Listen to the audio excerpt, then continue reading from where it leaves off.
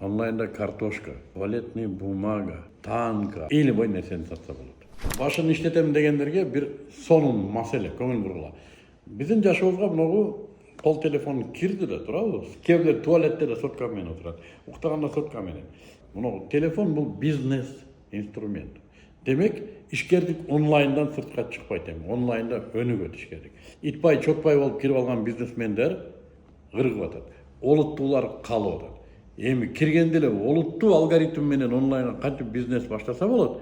Ошону биз үйрөткөндө өзүбүз үйрөнүп алдык. Ошон үчүн биз рынокто 6-7 жылдан бери жүрөбүз.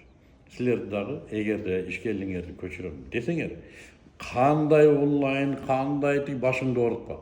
Негизгиси онлайн рынокко ишенимдүү алып келе турган ким? Биз. Биз менен кир, анан аяктан көрөбүз. Кайсынысы выгодный, канча сом берет, канча убакытта эмне кылыш керек? Ал онлайн рыноктун ичиндеги маселе.